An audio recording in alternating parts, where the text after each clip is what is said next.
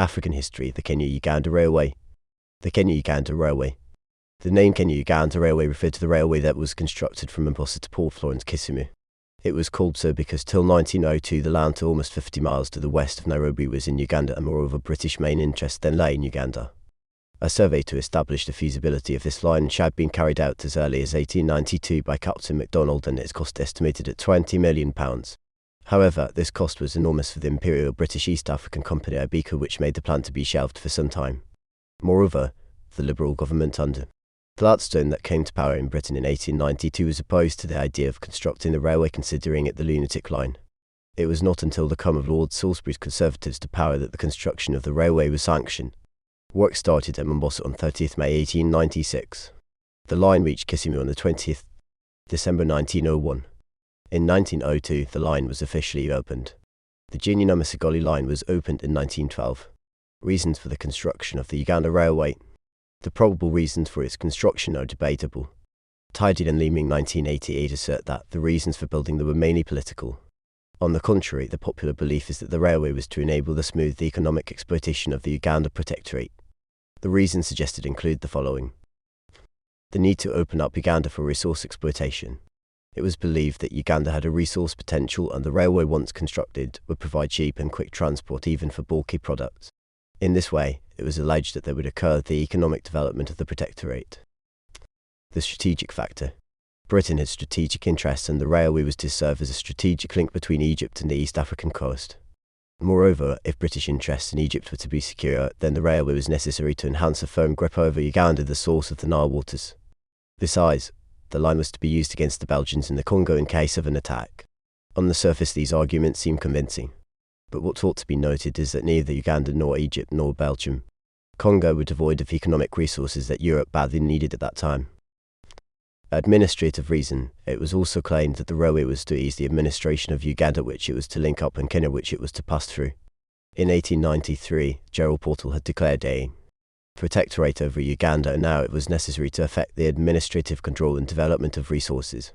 Administrators and troops to establish peace would be quickly moved in to silence nationalistic groups such as the Nandi, the Maasai and the Banyoro. But why was there resistance? The Berlin Conference and the doctrine of effective occupation.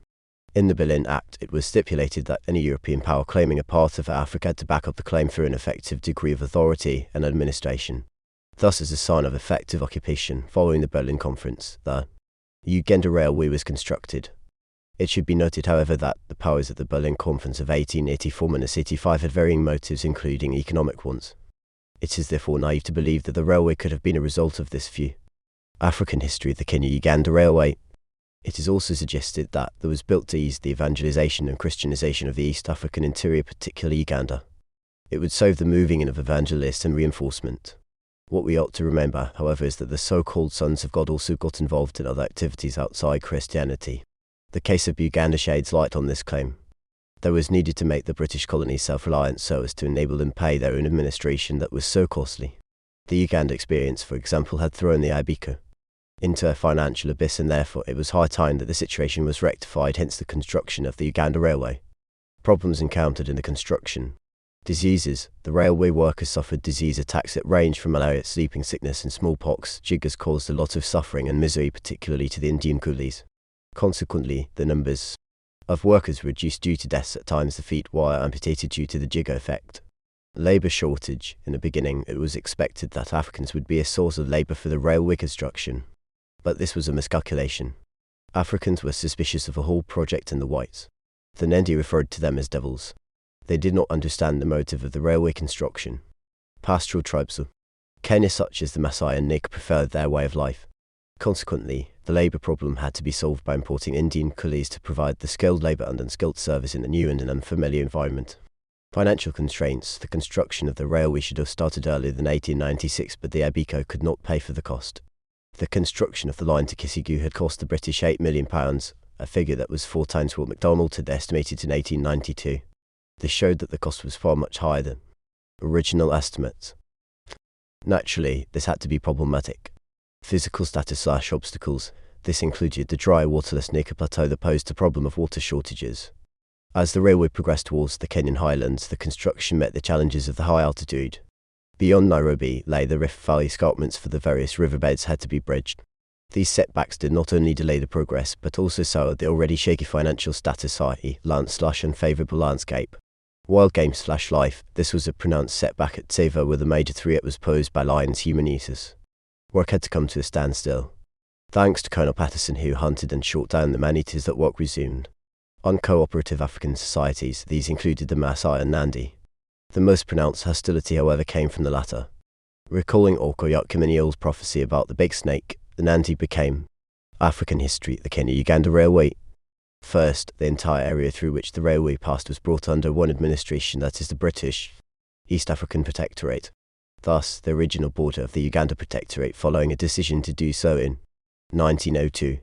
Therefore, the present-day Kenya-Uganda border came into being, basing on the illogical argument that leaving the railway administration to dual administration of Uganda and Kenya could not make good financial sense.